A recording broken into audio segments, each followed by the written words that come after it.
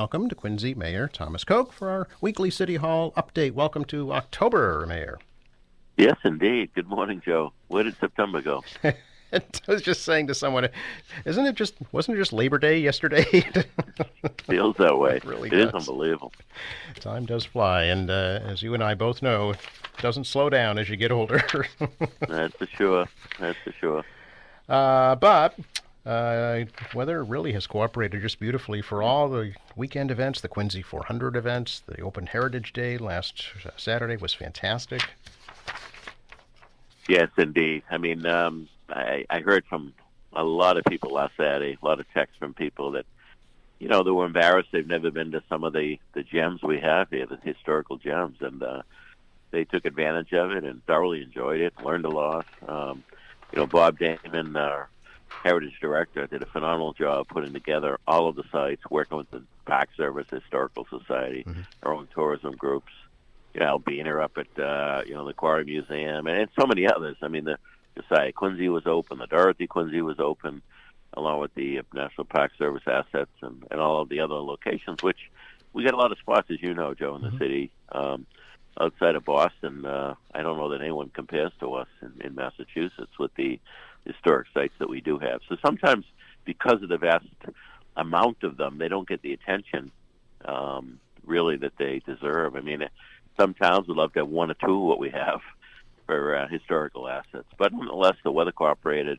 Hundreds of people went through the sites. It was a great, great day for Quincy. Yeah, a lot of folks saw the USS Salem for the first time, which is hard to believe. That's right. Yeah, I know Margaret LaForest said they had like 600 visitors, so pretty impressive.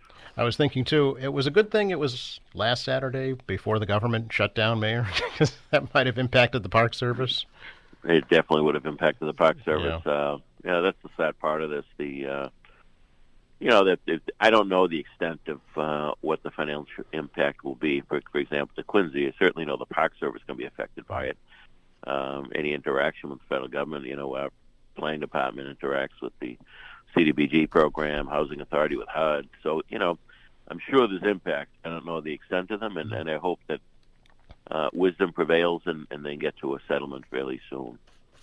Yeah, I know a lot of the social service agencies are concerned. They function on federal grants, QCAP, the Bay State Community Services, the Interfaith Social Service. No, they don't, but some of the bigger ones do, and they're worried. Right. Yeah. Yeah, sure. I mean, they don't have daily interaction, but they get grants during the course of the year. So hopefully none of those services will be affected. We just hope that both sides could get together and get it resolved for the American people.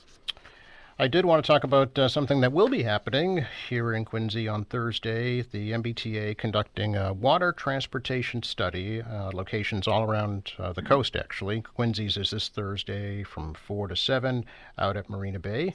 And what are they studying there? Well, as you know, I'm on the board of the MBTA and the MassDOT board, Joe, and early on we've been advocating with others to push a more extensive, more comprehensive water transportation program in Boston Harbor. There's a lot of cities and towns that touch the harbor.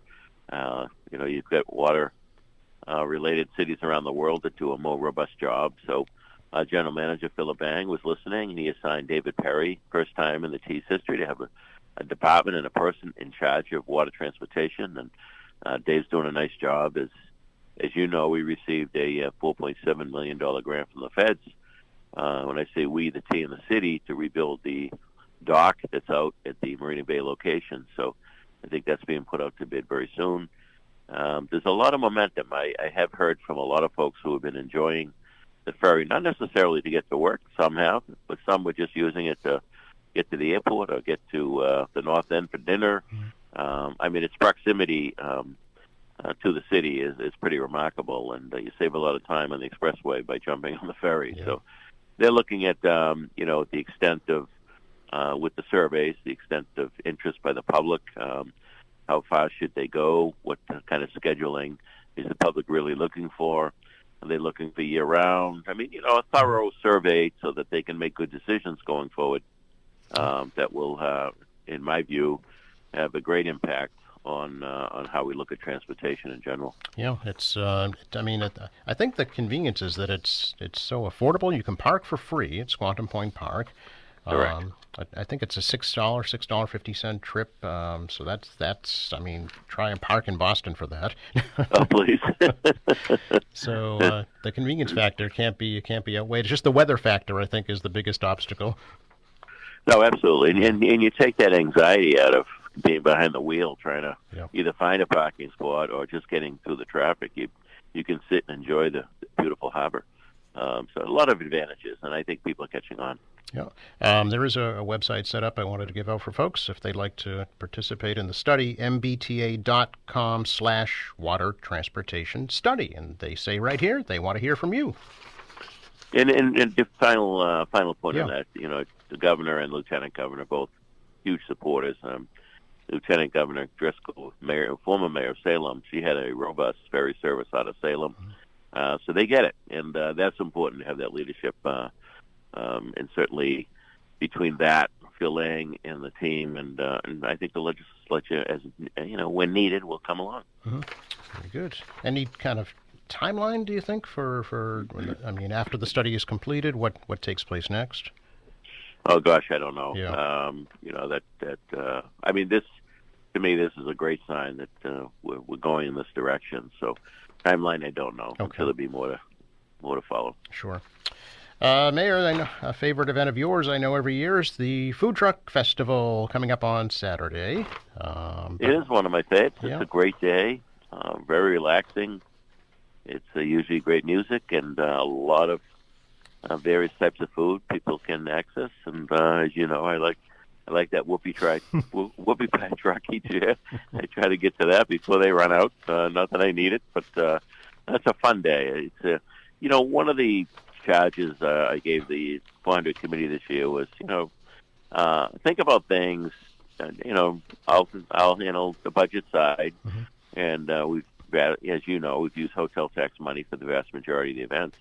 So visitors are paying for most of these things. But in the times that we're living right now, it's divisive, and just to come together as a community, just to have fun, enjoy each other's company, and we enjoy some music, a drink, and some food. It's pretty basic, but it's good. It's good stuff, and so I'm grateful to the whole team. I know John McDonald works hard on this one, along with the team. Karen O'Toole's been doing an amazing job, along with the rest of the gang, really, on all the 400 stuff. I know we got Dennis Lehane coming up as well. That's sold out. I shouldn't say sold out, but because we weren't selling tickets, but Right. reservations were out in like 8 minutes.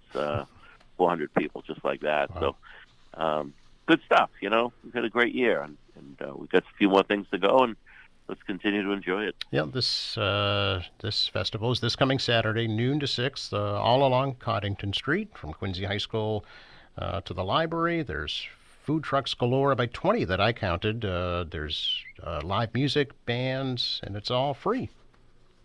And the street has been completely repaved. The sidewalks are done, so there's no interruption on Coddington. And by the way, you'll see in the next few months the wires coming down because they'll be going underground, and that's going to be a beautiful stretch along there. Very good. And then later on this month, the 250th anniversary of the United States Navy out at the new park out at Squantum.